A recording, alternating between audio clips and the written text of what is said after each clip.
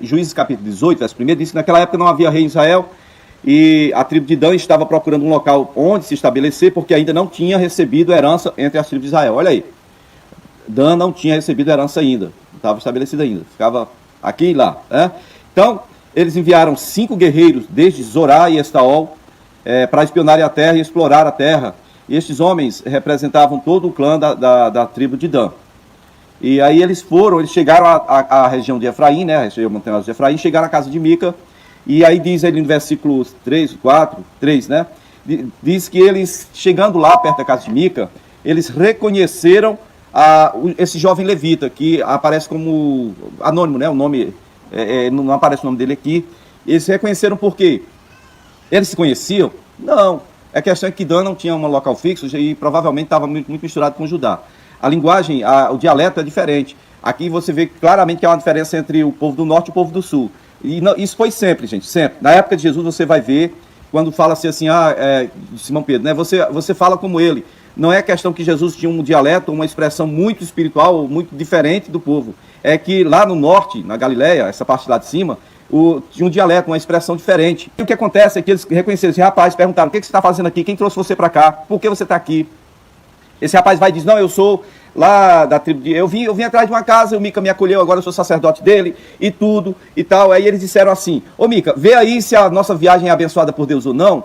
Aí esse jovem, né, o sacerdote do Mica. Aí esse jovem levita vai e diz: não, pode ir que Deus está levando a bom termo a sua viagem e tal. E aí eles foram até uma cidade chamada Laís. Chegando lá na cidade de Laís, viram que era um povo despreocupado, fazia parte dos sidônios, mas assim, não tinha ligação com eles, era distante de qualquer outro povo. Era um povo tranquilo, gozava de prosperidade, a terra não deixava faltar nada para eles. O que eles fizeram? Eles voltaram até onde estava a tribo de Dan, disseram como é que era lá, Laís, e aí se juntaram aí 600 homens da tribo de Dan e foram atacar a cidade e acabaram com tudo, tomaram posse, reconstruíram a cidade rapidinho e deram o nome daquela cidade, chamaram aquela cidade de Dan, certo? Também tem uma coisa, no versículo 12 diz que eles armaram um acampamento, antes de chegar na casa do Mica, armaram um acampamento nas terras de Kiriat Jearim. Então eles foram de lá, por isso aquele local se chamou, a oeste de Kiriat Jearim, se chamou Maanedan, né, por causa do acampamento deles ali. Bom, outra coisa que você precisa entender aí no capítulo 18 de Juízes, é o seguinte: eles conseguiram êxito, gente, tomaram a cidade de Laís, fizeram o que foi preciso, não houve quem livrasse o povo, porque eles viviam isolados, acomodados ali. E aí, um questionamento que é bom a gente fazer aqui, é que eles chegaram na casa de Mica, e aí os 5 rapazes que foram examinar a cidade anteriormente, disse assim: ei, vocês sabiam que aqui tem um sacerdote, tem estola sacerdotal, tem um bocado de ídolo e tem um ídolo de metal, aí já sabe o que deve ser feito? Ora não. Foram lá, pegaram essa estola sacerdotal, pegaram o sacerdote, pegaram o levita, né? Pegaram os ídolos, levaram tudo. E aí o Mica veio atrás, veio clamando atrás, e perguntaram então para Mica: qual é o seu problema? Você vem gritando aí e tal, não discute com a gente não, que tem uns homens aí nervosos, eles podem acabar com você e sua família, fiquem quietinhos e tal. Aí o Mica disse assim: olha, vocês levaram tudo que eu construíram, ainda levaram o meu sacerdote, ainda veio perguntar qual é o meu problema.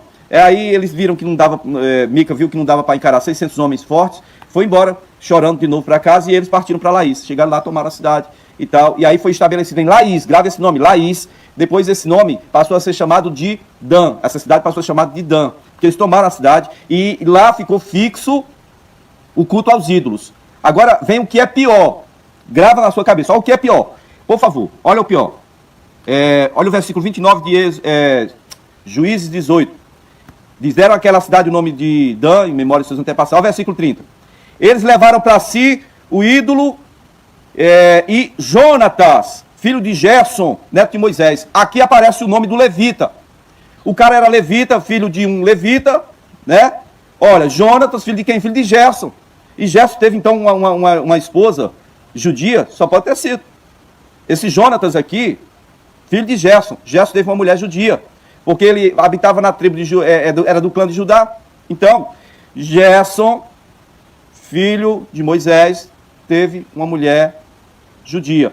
Nasceu Jonatas, que é esse cara agora que se tornou pai dos ídolos, era sacerdote de Mica. Quando eles foram pegar o Jonatas, os 600 homens de Dan foram pegar o Jonatas, lá na casa de Mica, foram pegar tudo, ele até questionou isso: o que é que vocês estão fazendo, rapaz?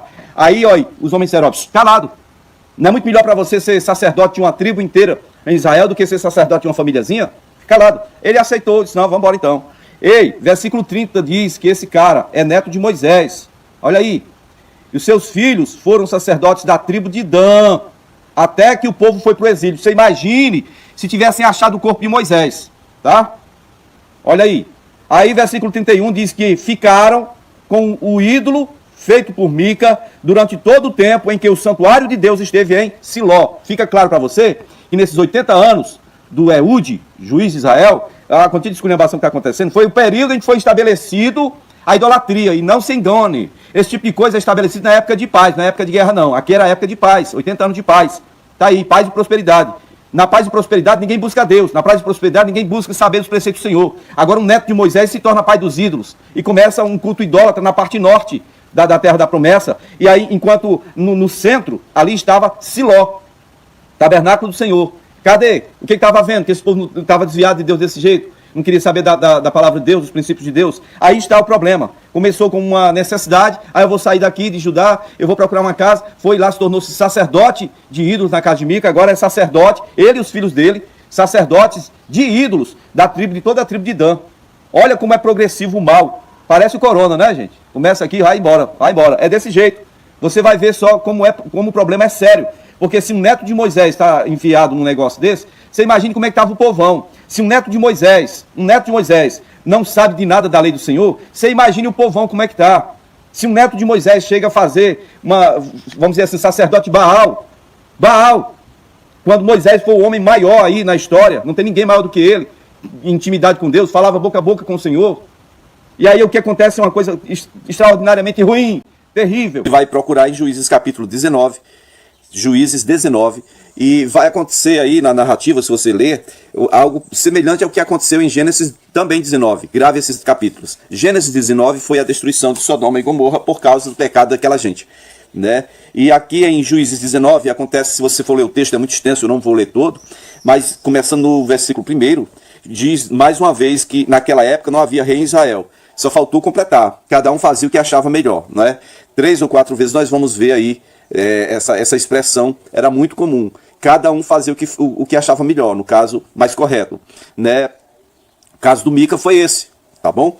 E o caso do Levita, Jonathan, neto do Moisés, foi isso. Cada um fazia o que achava melhor. Queridos, então o que acontece é que esse Levita, agora de hoje, do comentário de hoje, está lá em Juízes 19, ele adquiriu essa mulher, essa concubina, judia, morava em Belém, Belém Efrata, né? Belém, próximo a Jerusalém. Ele não deu certo, que disse que ela quis voltar para a casa do pai, e depois de 4 meses ele foi atrás dessa concubina. Chegou lá, foi muito bem recebido pelo sogro, e o sogro acolheu bem, não queria deixar eles irem, e não, vamos comer alguma coisa e tal. Primeiro dia, segundo dia, terceiro dia, no quarto dia, veja aí, Juízes 19, verso 5, no quarto dia eles se levantaram cedo para ir, mas o homem, o sogro deles, o pai da judia, né, o pai da concubina, disse: eu peço que vocês fiquem esta noite, que se alegrem e tal. Aí, sabe, o homem no versículo 7 diz que quando o homem se levantou para partir, seu sogro o convenceu a ficar ainda aquela noite. Mas aí, na manhã do 5º dia, quando ele se preparou para partir, o pai da moça veio com aquela mesma história: vamos comer, espere até mais tarde. Aí comeram juntos e tal. E aí, lá no versículo 9 vai dizer assim, que eles se levantaram para sair. O sogro questiona, né? Olha, o dia já está quase terminando, por que vocês não passam essa noite aqui mais uma vez? Isso já o 6º dia, né? O 5º dia para o 6º dia, não sei, 5º dia ainda, né? Então, o que acontece é o seguinte: 5º dia. Ele não quis, ele disse: não, vamos embora. O que acontece? Eles saíram já depois do almoço, e quando chegaram em Jerusalém, que é Jebus, né? A cidade de Jebus, ele diz, versículo 12 aqui, ó: não vamos entrar na cidade não, porque é uma cidade estrangeira, o povo não é israelita, vamos para Gibeá. Gibeá, se pegar direto de Belém Efrata até Gibeá, dá 15 quilômetros. Então eles chegaram de noitinha em Gibeá, iam ficar na cidade, lá na praça da cidade, queridos. Aí aparece um homem que veio do trabalho no campo. Esse senhor leva o casal para a casa dele, e aí o que acontece é que serviu eles, deu comida para os animais e tal. Você é bem-vindo em minha casa, diz no versículo 20. E aí, versículo 22, enquanto eles estavam entretidos, melhor dizendo, Juízes 19, verso 22, enquanto eles estavam entretidos, conversando, alguns vadios da cidade cercaram a casa e esmurraram a porta, gritando ao homem, né, o idoso, o dono da casa, dizendo: traga para fora o homem que entrou aí em sua casa para que tenhamos relações com ele. Provavelmente relações sexuais, tá? É o mesmíssimo caso que houve lá com Ló na cidade de Sodoma, né? No caso eram os anjos do Senhor que estavam na casa de Ló. Mas aqui é outro caso, é um casal. Bom, então o dono da casa pediu que não fizessem isso. Versículo 24, o dono da casa diz: veja aqui, aqui está minha filha que é virgem, e aqui está a concubina do meu hóspede. Eu trarei elas para vocês, entrego para vocês usarem elas, né? Mas como quiserem, mas não façam mal a este homem, porque está debaixo do meu teto. Não faça essa loucura.